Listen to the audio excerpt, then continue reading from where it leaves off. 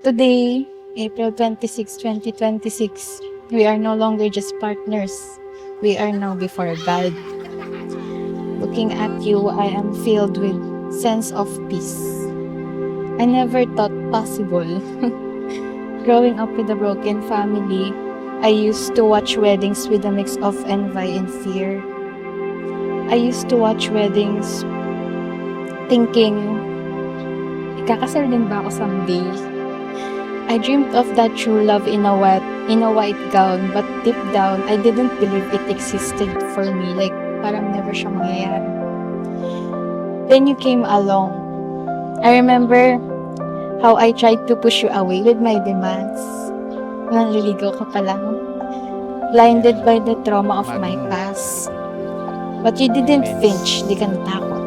You stayed until the walls I built around my heart finally crumbled. Kapag naging tapat kayo, namay kayo sa pagtsatsaga at pagtitiwala, at sa bandang huli, nagawa ka na yung misyon sa iyong mahal sa buhay, dalang asawa, katuwang sa kabanalan, at sa bandang huli, ito'y magaganap kapag meron kayo kakayanan na maging daluyan ng biyaya mula sa Diyos at magiging biyaya kayo sa iba kapag naging mabuti kayong halimbawa sa inyong buhay mag-asawa.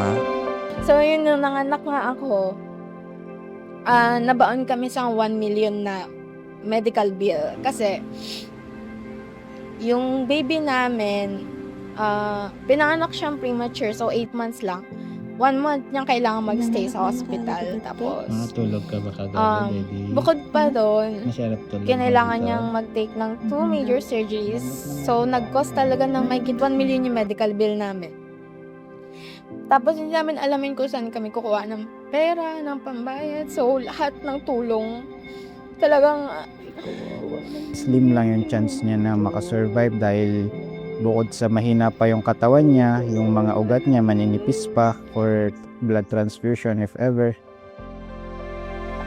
Meeting you was the very turning point of my life.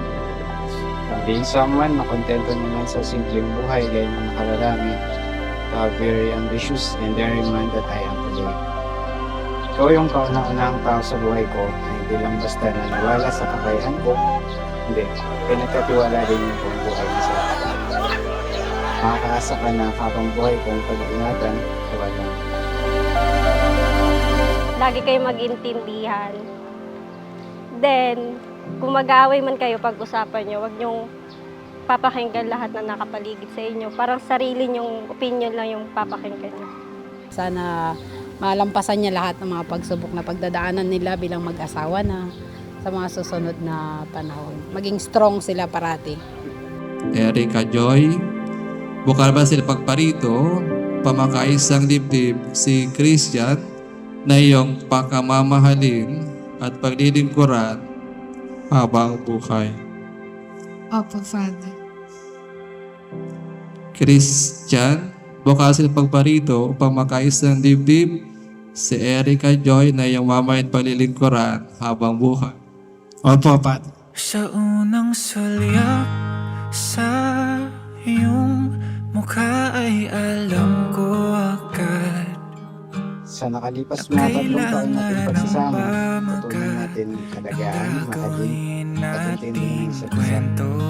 Higit sa lahat, sa nakalipas na 3 taon, patunayan ko, ikaw ang babaeng ako para sa akin. naalala ko, papasok ako ng school yon, 4th year college. Tapos, may nag-add friend sa akin. Tapos, in-stalk ko muna kasi ugali ko yung nagsustalk muna bago ko i-accept.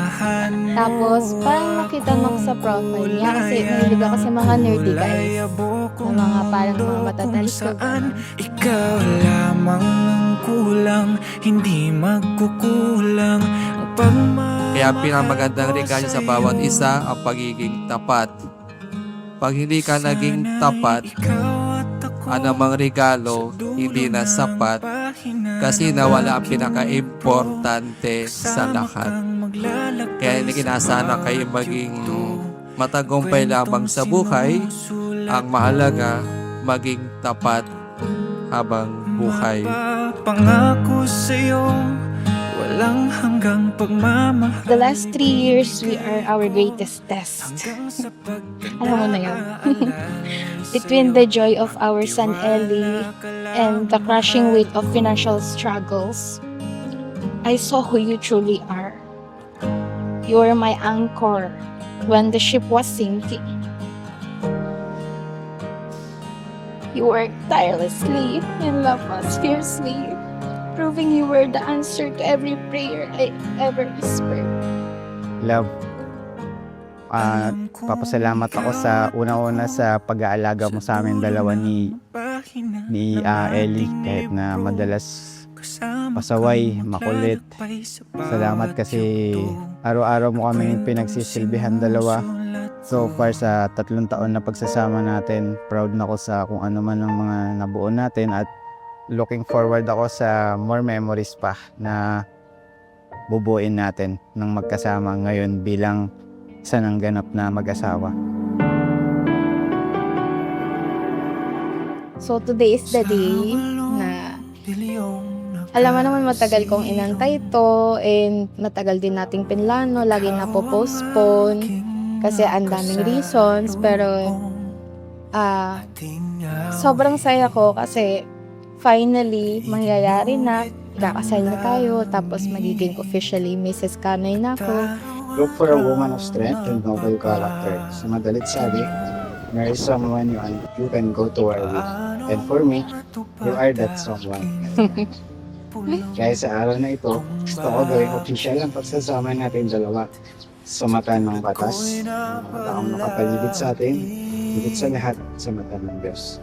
Paano nangyari sa akin na patingin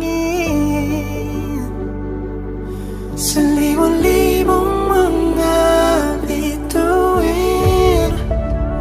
Di ko mawaring ikaw para sa'kin. Kaya kayo magkatuwang kasi magkasama kayo sa hirap at ginhawa.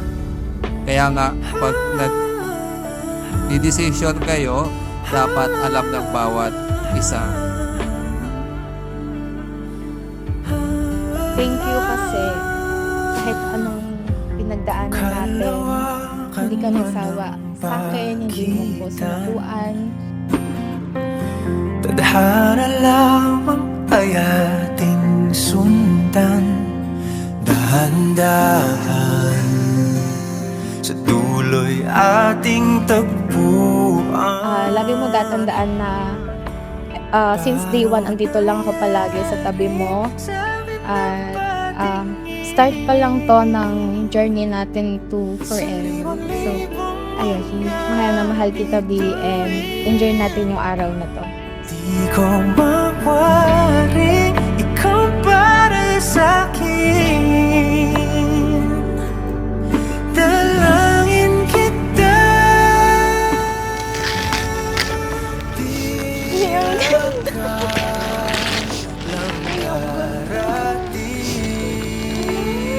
Ito gusto ko. Hindi ko ini-expect to. Ang ini-expect ko, kasi sabi niya, something na hilig ko daw yung i-gift niya sa akin. Mahilig ako social media, mahilig ako mag-cellphone, mahilig ako sa mga kaartehan. So, in-expect ko parang blower or hair curler or ano. Tapos, hindi ko in-expect na ito yung ibibigay niya sa akin. Kaya super happy ko kasi mahilig talaga akong mag-capture ng videos, pictures, tsaka memories namin family. So, super happy. Nadali mo. Nadali ko. Salamat sa lahat ng napakatotoo gift mo na isip para sa akin. Sobrang saya ko, walang paglagyan yung happiness ko para sa atin. And super excited ako sa magiging future pa nating magkakasama nila Ellie at kung magkaroon pa na tayo ng mga susunod pang anak. And sobrang excited ako sa magiging journey natin bilang isang family na at Mrs. Kanoy na. Ayun lang, I love you.